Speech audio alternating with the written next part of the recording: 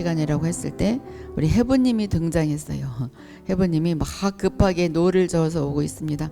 노젓는 배가 아닌데도 큰 노를 꺼내서 막 노를 저고 지금 등장을 했습니다. 우리 해부님의 그 모든 삶 가운데 주님께서 그 삶을 지금 이 배에 태웠어요. 그 삶에는 그 솔로몬 성전과 같이 그 아름다운 것들이 많이 달려 있어요. 석류가 달려 있고 많은 종들이 달려 있고 딸랑딸랑 소리 나는, 그래서 너의 삶이 소리 나게 될 것이다. 알려지게 될 것이고 아름다운 소리를 바라게 될 것이다. 그래서 우리 세부님은 영적으로 굉장히 뛰어난데 그것이 소리로서 바라는 모습이 보여집니다. 그냥 가만히 있어도 이렇게 울리는 그 종소리 때문에 우리 해부님이 이렇게 널리 막 울리는 그런 모습이 보여지고 있습니다. 네, 축복합니다. 오늘 지난 시간에 이어서 양심이에요. 영에는 직감이 있고 또 교통이 있고 양심이 있다고 그랬어요. 자, 오늘 양심 두 번째 시간인데, 직감은 뭐라고 그랬죠? 이게 왜 작동이 안 되지? 자, 직감은 나의 생각을 거치지 않는 예감, 육감, 영감, 그런 것이 직감이죠. 그러니까 갑자기 생각나는 어떤 거, 그런 거 있죠. 아, 그럴 줄 알았어. 아, 내가 그런 좋은 생각이 있었는데 그것을 할 걸 그랬어. 막 이렇게 후회하기도 하고, 아, 참 다행이야. 내 생각대로 행하길 다행이야. 그래서 그 육감, 영감, 예감, 그게 바로 직감이에요. 교통은 하나님과의 교통이 실제의 교통이죠.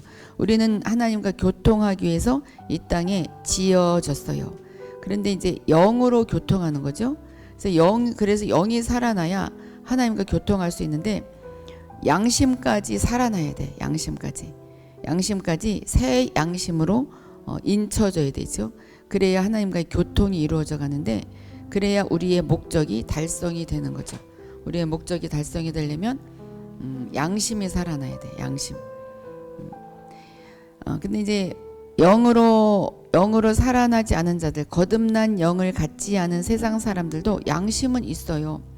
근데 하나님이 보시기에는 그들의 양심은 죽은 양심이죠. 왜냐하면 새 생명이 들어오지 않은 양심이기 때문에. 그래서 영에는 직감, 교통, 양심의 기능이 있다. 양심은 뭐라고 그랬죠? 더러운 것을 책망하고 선한 것을 사모하고 추구하는 것. 더러운 것을 책망해요. 너는 이러면 안 돼. 책망하죠. 그리고 이렇게 해야 돼. 선한 것을 사모하고 추구하는 양심. 근데 이러한 것이 안 믿는 자들에게도 있어요. 있지만 하나님은 그 양심은 죽었다고 말해요. 왜냐하면 하나님을 받아들이지 않았기 때문에. 그런데 이제 우리는 하나님을 받아들인 그런 살아있는 양심이죠. 살아있는 양심. 그래서 죽어있는 양심은 항상 양심의 가책을 갖고 살지만, 우리의 양심은 가책을 받는 것이 아니라 이미 이루어진 것을 받아들이면서 사는 양심. 그때 선한 것을 선택하는 양심. 그 양심이에요. 믿는 이의 영이 거듭난 후에 그의 양심은 살아나게 된다. 예수님의 보혈이 양심을 씻었어요. 그래서 정결하게 해줬어요.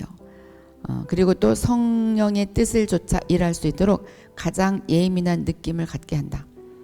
그러니까 그 안 믿는 자들의 양심은 작동은 해, 기능은 살아있지만 그들의 양심은 하나님을 향해서 가는 것이 아니라 세상을 향해서 가는 거죠. 세상을 향해서 가기 때문에 참 선하고 착하고 정말 좋은 일도 많이 한다. 저 사람이 천국에 가지 않으면 누가 갈까? 이렇게 생각하지만 천만의 말씀이죠. 하나님을 알지 못하고 하나님을 받아들이지 못하고 세상 가운데 아무리 세상 사람들이 보기에 선한 일을 해도 그는 천국행을 탈지 못해요. 근데 이제 우리의 양심은 가장 예민한 느낌, 하나님을 향한 예민한 느낌. 그것은 양심이 그 예민한 느낌을 갖게 하는 거예요. 그렇죠? 양심.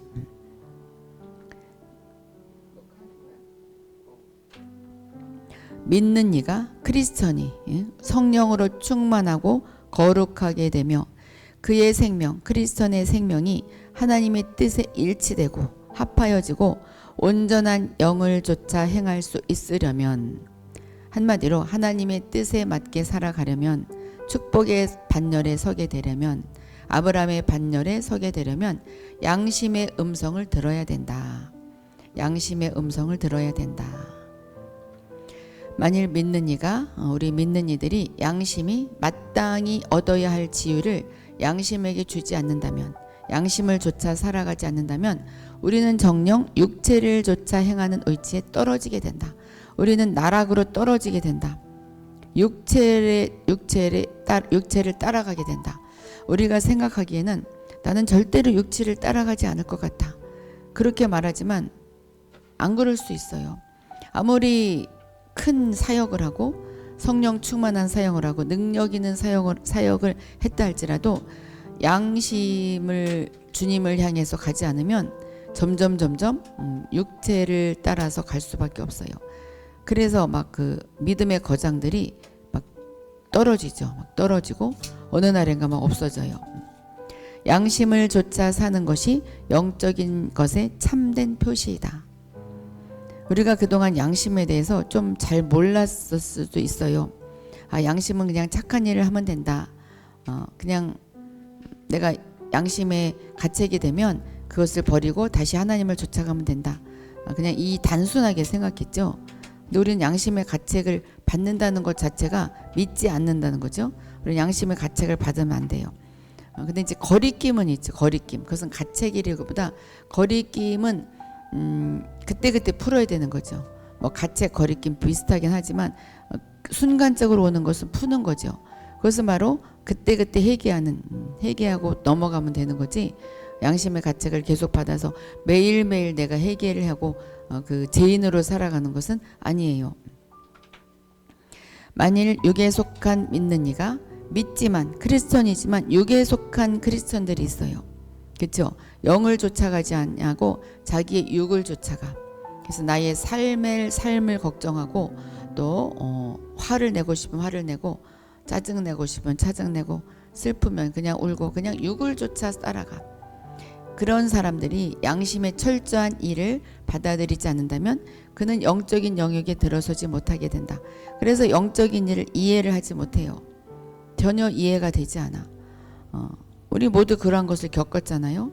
영적인 일이 이해가 되지 않아. 그래서 성경 말씀을 읽어도 깊이 들어가지 못하고 전혀 이해가 되지 못하죠. 이해가 돼도 인간의 지혜로 이해가 되기 때문에 그냥 그냥 나는 알아. understand. 그냥 이해는 하지만 깊은 그 알지는 못해. 알다라는 것은 완전히 아는 거죠. 안다는 것은 부부가 알듯이, 자녀를 알듯이, 가족이 알듯이, 가족이 아는 것만큼 다른 가족은 알지 못하잖아요. 그렇게 알아가야 되는 거죠. 많은 사람들이 당신은 영적인 사람이에요. 또 자신도 나는 영적인 것 같아. 그래도 이 양심의 철저한 것을 철저히 양심을 받아들이지 않는다면 그 영성은 기초가 없는 영성일 뿐이다. 기초가 없는 영성. 그렇기 때문에 남을 가르쳐도 기초가 없어요. 자기가 양심을 따라가지 않기 때문에.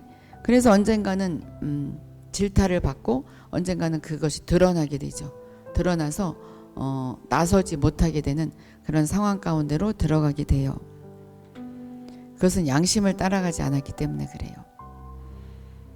그래서 양심이 가장 중요하죠. 양심이 가장 중요해요. 자, 이제 노란 글씨를 잘 보셔요. 죄와 하나님의 뜻에 맞지 않는 모든 것과 성도에게 합당치 않은 모든 것에 있어서 양심의 음성을 조차 행하지 않았다면, 죄가 양심의 음성을 조차 행하지 않고 하나님의 뜻에 맞지 않는 모든 것을 하나님의 음성, 양심을 조차 행하지 않고 또 성도에게 합당치 않은 모든 것을 양심의 음성을 조차 행하지 않았다면 그 영성의 기초는 잘못 세워진 것이므로 그 위에 아무리 많은 영적인 사상을 세운다 해도 다 무너지게 마련이다. 내가 아무리 신학 공부를 많이 했고 박사과정을 밟았고 또 영적으로 또 많은 것을 알고 있고 은사가 있고 예언하고 치유하고 축사를 하고 또 많은 통변을 하고 또 많은 자들을 세우고 영적으로 세우고 그러한 자리에 있다 할지라도 조금이라도 양심을 따라 나가지 않는다면 이것은 그 기초가 잘못 세워진 것이다. 그래서 나중에는 무너지게 되어 있다. 자기만 무너지는 것이 아니라 같이 무너져요. 같이. 이것은 이게 영적인 그 정렬은 무시하지 못하거든요. 영적인 정렬은 무시하지 못해서 같이 사르르 무너지게 돼 있어요. 그 사탄이 그렇게 연결을 시켜놓았기 때문에 그래서 우리가 영분별을 잘해야 돼요. 그렇기 때문에 어떤 집회를 가도 잘 분별을 해서 가야 되고 그 사람의 영성이 어떤지 정말 분별력이 있어야 되는데 우리는 겉에만 보죠. 겉에만 봐서 그냥 아무데나 가서 아무거나 막 받아들이는 경우가 많이 있어요. 물론 다 그렇지는 않지만 잘 분별을 해야 돼. 잘 분별을 해야 되죠. 그래서 양심 이제 이건 아닌 것 같은데 양심이 막 그런데도 아니야 그건 아니지만 이것은 맞았어. 그러면 그것을 쫓아가요. 이것은 맞았다 할지라도 양심이 이건 아니야. 그럼 아닌 거죠. 그건 아닌 거예요. 자, 양심이 온전히 성령의 통제를 받을 때에 양심은 날로 예민하여져서 성령께서 바라는 소리에 대답하게 된다. 매일매일 성령의 통제를 받아. 나가 이 양심의 소리, 이 거리낌이 있을 때 내가 바로 돌아서야 되는데 그래 돌아서지 않고 그럴 때는 하나님의 그 소리를 듣지 못하는데 매일매일 예민해져서 매일매일 양심의 소리에 순복하게 된다면 성령님의 음성 그것을 그 소리에 우리가 대답하게 되죠. 대화를 나누는 거죠. 하나님이 나에게 이렇게 말씀하셨고 주님이 나에게 이렇게 말씀하신 걸 내가 들었고 또 나는 이렇게 대답한다. 서로 막 이렇게 주고받는 것을 이렇게 알게 되죠. 알게 돼. 그러니까는 다른 사람의 말도 그 안에서 하나님이 하시는 그 양심의 소리인지 캐치를 해야 돼. 캐치를 해야 돼요. 저 사람이 아무리 무식한 자라 할지라도 공부한 것이 없다 할지라도 그래도 그 안에서 성령님이 나에게 주신 말씀이 있을 수 있어요. 양심의 소리를 듣는다면 그것을 발견할 수가 있죠. 어린 아기에게서도 또 환경에서도. 또한 성령은 양심을 통해 믿는 이에게 말씀하신다. 내가 그것을 했어야 되는데 안 했어. 그럼 하면 돼요. 이것을 이렇게 하지 말았어야 했는데 그렇게 했어. 그러면은 후회하지 말고 회개하고 다시는 그렇게 안 하면 되죠. 이게 바로 양심에 순복하는 거예요. 로마서 9장 1절은 바울이 한 말이죠. 나는 그리스도 안에서 참말을 하고 거짓말을 하지 않습니다. 내 양심이 성령 안에서 이것을 증언하여 줍니다. 바울이 그랬어요. 나는 거짓말을 하지 않습니다. 내 양심이 그렇게 말하고 있어요. 그러니까 나는 양심이 살아있다 그 말이죠. 나는 양심껏 말을 하고 있다. 우리 다 그렇게 말을 하고 있나요? 참 중요한 말이에요. 자, 만일 우리의 양심이 우리가 틀렸다고 말한다면 또 다 잘했지만 이거 틀렸어. 그렇다면 이유를 막론하고 우리는 틀린 것입니다. 아닌 거예요. 그때 빨리 돌이켜야 되죠. 만일 양심이 우리의 죄를 말한다면 즉시 회개해야 한다. 너 다 잘했지만 이거 잘못했어. 아주 미세한 것을 이야기해도 즉시 회개해야 한다. 왜 그러냐면 하나님과 교통하기 위해서는 그렇게 해야 되죠. 그래야 우리가 영적으로 막 뛰어갈 수가 있어요. 기도도 열심히 하고 성경도 많이 읽고 집회도 다 예배도 다 참여하고 주님을 경배하고 그렇게 하면서 양심의 가책이 양심의 그 꺼리낌이 남아있다면 하나님과 온전한 교통이 이루어질 수가 없어요. 우리가 틀렸다면 우리는 대체 어떻게 해야 하는가? 지금 틀린 거 조금 전에 틀리면 어떻게 해야 되는가 제가 말했죠. 만일 그 일을 아직 진행하지 않았다면 멈추면 된다. 그러니까 진행하기 전에 양심의 소리를 듣는 거예요. 이것이 정말 내가 했을 때 내 양심이 잘했다 말해주는가? 아니면 이건 아닌데 왜 했어? 이렇게 말하는가? 잘 소리를 들어야 되죠. 소리를 들어야 돼. 멈추면 되고 만일 이미 진행했다면 발걸음 옮겼다면 즉시 회개하고 죄를 자백하며 보혈의 씻음을 구해야 된다. 다시 한번 예수님의 보혈로 제가 씻음을 구합니다. 보혈을 적용시키는 거죠. 가장 안타까운 것은 오늘날의 믿는 이들은 이렇게 하지 않는다는 것이다. 양심의 가책, 양심의 그 거리낌이 있으면서도 사역하고 예언하고 축사하고 또 치유하고 그리고 다른 사람과 상담하고 하나님이 봐주시겠지. 그렇지만 봐주시겠지 그거 가지고는 안 돼요. 내가 돌이켜야 되고 내가 그 반열에 서야 되죠. 참 중요한 일이에요. 참 중요한 일이에요. 네, 새 예루살렘님, 김정아님, 아이네오님, 수선아님. 네, 오늘 일찍 끝나서 일찍 시작했어요.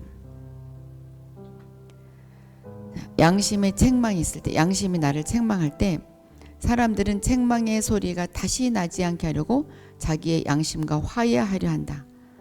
합리화시키는 거죠. 이러한 상태에서 믿는 이는 두 가지 방법을 사용한다. 내 양심이 나를 막 책망해. 너 그러면 안 되는데 왜 그렇게 했어? 왜 일을 시작했어? 왜 일을 시작하려고 해?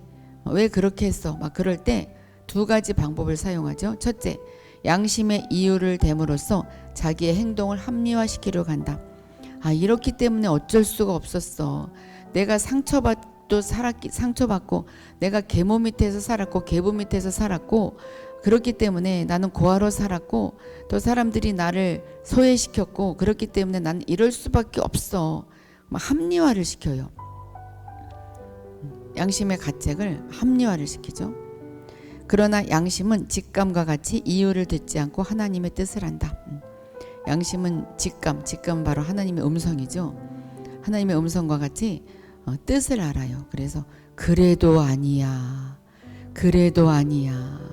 아무리 이유를 대고 합리화를 시켜도 그래도 아니야. 그렇게 말하고 있어요. 그래서 양심은 한 군데 떼어놓고 자기의 마음대로 일을 추진하는 사람들이 너무나 많아요. 하나님의 뜻이 아닌 모든 것을 양심은 정죄합니다. 그래도 아니야. 믿는 이가 조차 행해야 할 것은 직감 안에 계시된 하나님의 뜻입니다. 둘째는 어떻게 하냐면 믿는 이가 많은 일을 하여서 양심을 달래요. 자기가 나쁜 일을 해놓고 양심이 막 심판을 하고 있어. 너 왜 이렇게 했어? 너 그렇게 하면 안 돼.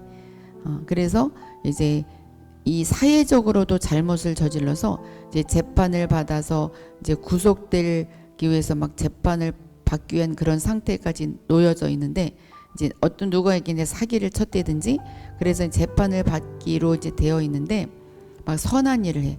내가 돈을 많이 투자해서 누구와 함께 교회를 세우고 교회를 위해서 선한 일을 하면 그것을 주님이 봐주시지 않을까?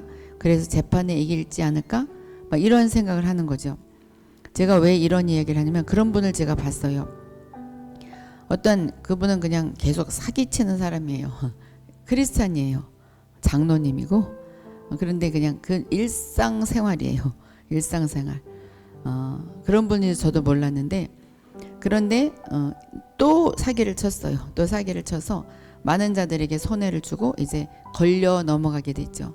재판을 받고 선고 날짜가 다가왔는데 그 날이 오기 전에 내가 교회를 세우고 정말 교회를 위해서 좋은 일을 하면 하나님이 그 선고에서 좋은 결과를 줄 것이야.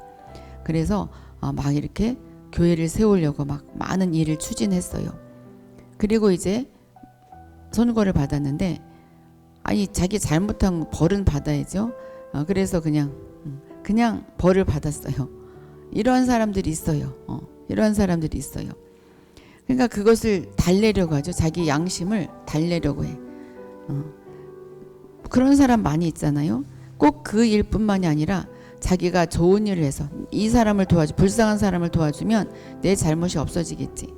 그러나 양심은 그렇지 않지요. 그는 선한 일로 하나님의 뜻을 대체하려고 한다. 그는 하나님께 순종하지 않으면서도 자기가 현재 하는 일이 하나님께서 지시하신 것과 똑같이 좋은 것이고 이것은 하나님의 마음일 거야. 하나님이 지시하신 것보다 더 좋은 걸 거야. 심지어는 하나님께서 지시하신 것보다 더 좋고 선하며 그 범위가 광대하고 영향력도 더 크다고 말한다. 더 영향력을 더 끼칠걸? 하나님의 뜻보다 난 더 큰 일을 하고 있어.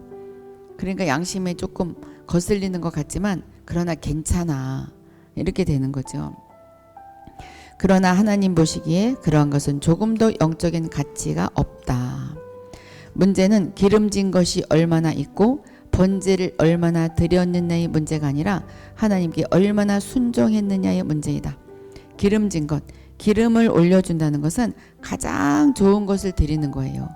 번제는 나를 드리는 것, 나 자신, 모든 것을 드리는 것.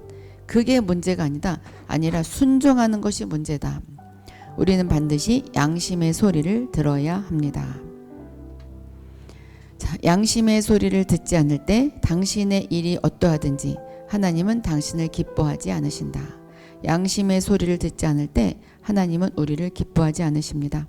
하나님께서 요구하시는 것보다 몇 배나 더 나은 헌신도 양심의 소리를 멈추게 하지 못한다. 하나님께서 이러이러한 봉사를 해라, 이러이러한 헌신을 해라, 이만큼 헌금을 해라, 그렇게 했어도 몇 배나 더 해도 양심의 소리는 계속 멈추지 않는다. 막 울려 퍼지고 있어요. 내가 잘못한 것은 계속 울려 퍼져요. 양심은 우리에게 무엇을 원한다? 순종만을 요구한다. 순종만을 요구한다.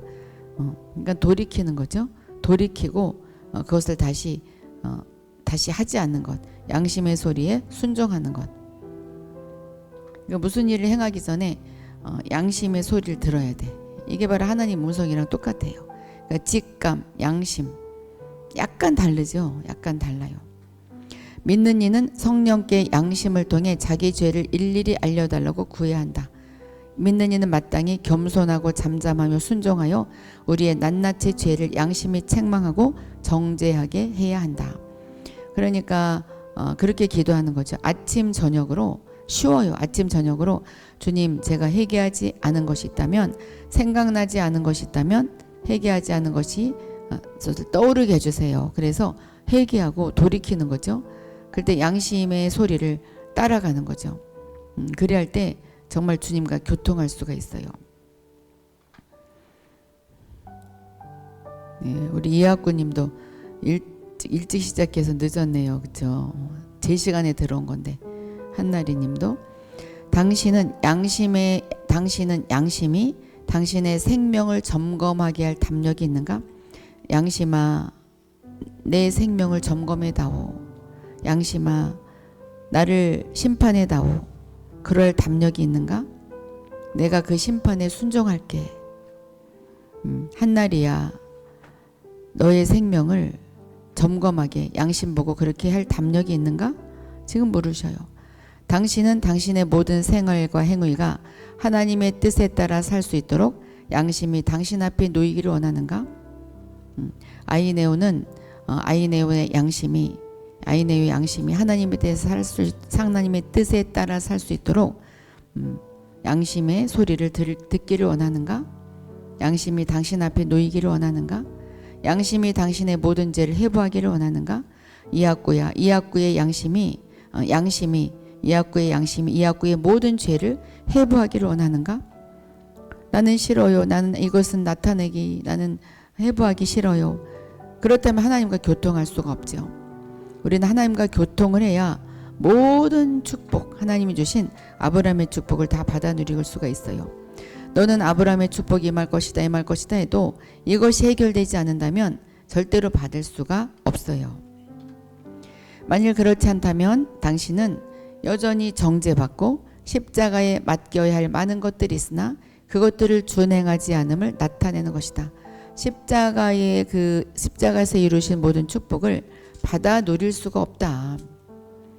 십자가에서 이루신 것은 다죠, 다. 모든 것. 나쁜 것 빼고 좋은 것 다. 그것이 나에게 오지 않는 거죠. 근데 이것을 순종하면 다 오는 거예요, 다. 만일 믿는 이가 온전히 양심을 조차 행하지 못한다면 이것은 그가 온전히 영을 조차 행할 수 없음을 말해준다. 그래서 우리는 온전히 양심을 조차 행해야 한다. 온전히 양심을 조차 행해야 한다.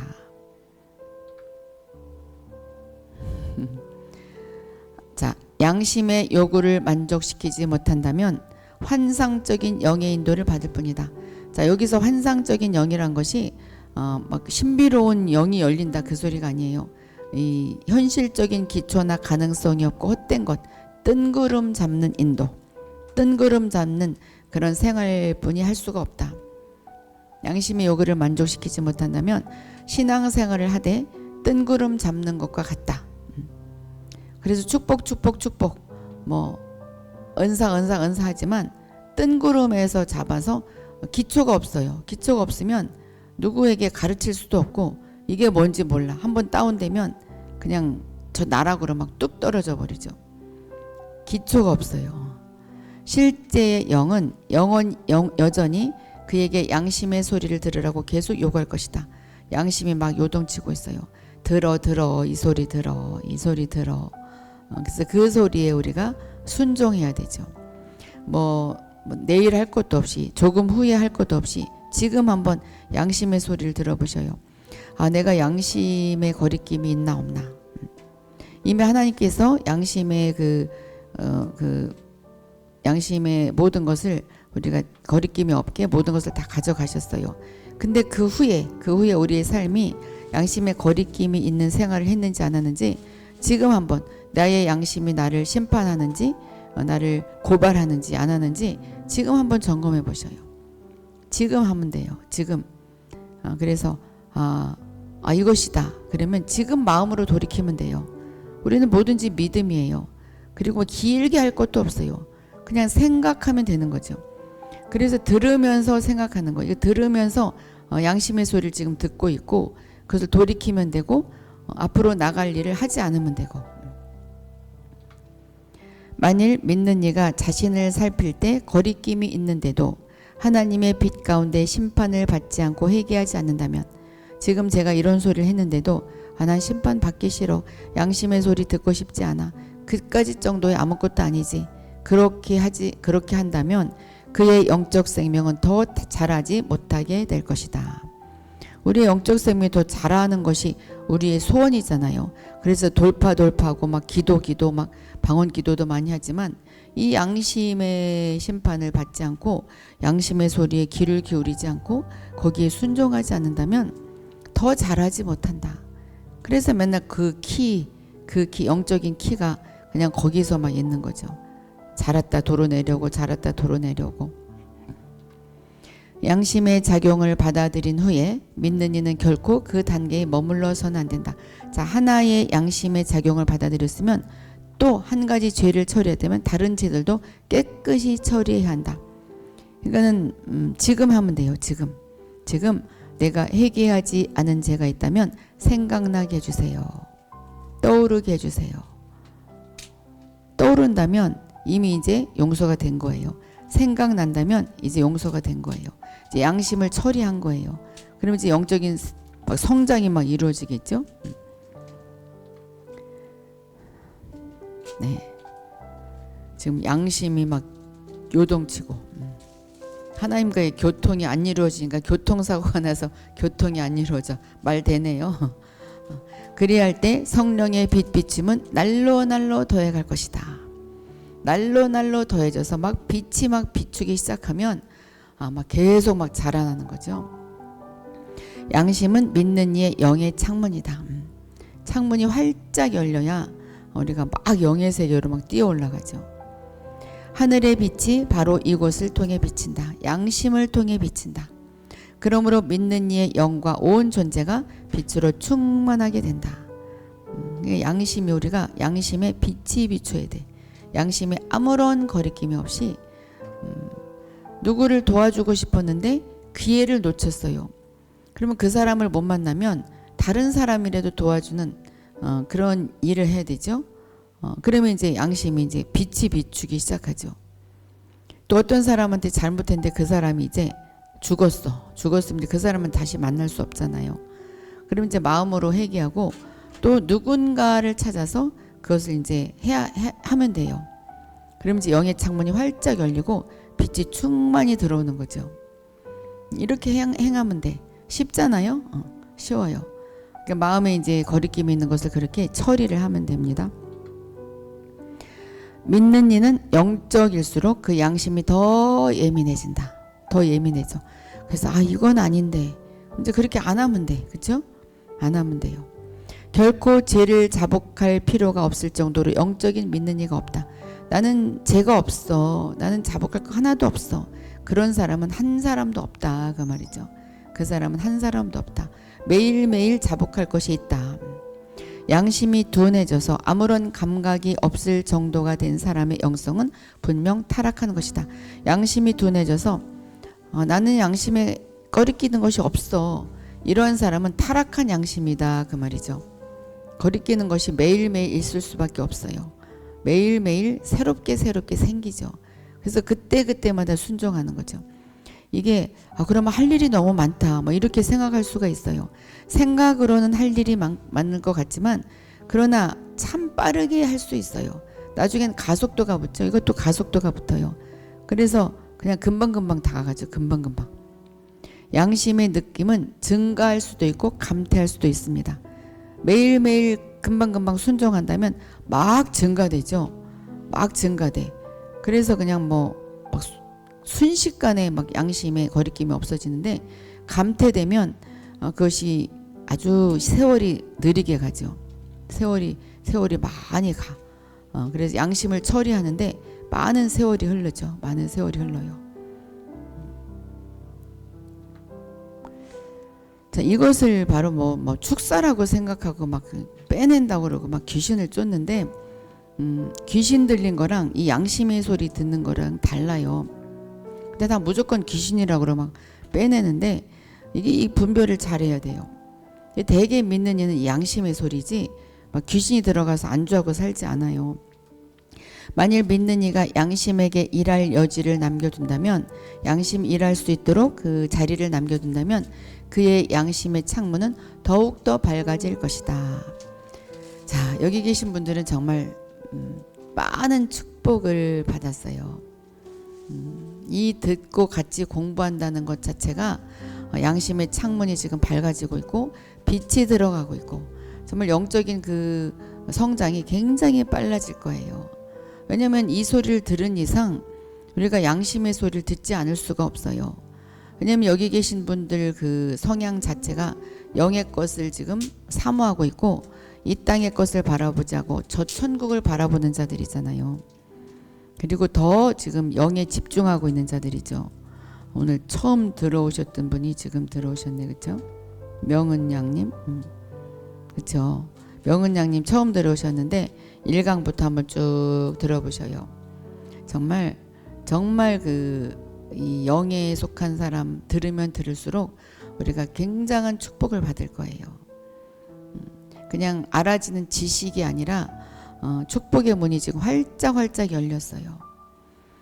만일 그가 양심의 소리를 듣지 않거나 여러 가지 다른 이유와 다른 일로 양심이 요구하는 것을 대체한다면, 아까와 같이 합리화시킨다거나 내가 그 봉사로서 선한 일로서 뭐 헌금으로서 그것을 대체한다면 양심은 계속 우리에게 말할 것이다. 그것으로 해결하는 것이 아니야. 막 이렇게 양심은 우리에게 계속 말할 것이다. 하나님이 요구하는 것은 그런 것이 아니죠. 양심의 소리는 계속 적어지고 결국에는 아무 소리도 없게 된다. 이것이 바로 양심이 화인 맞은 거죠. 세상적인 사람들이 양심에 화인 맞으면 그냥 정말 그 살인이라든지 안 좋은 일들은 막 그 양심 없이 막 행하죠.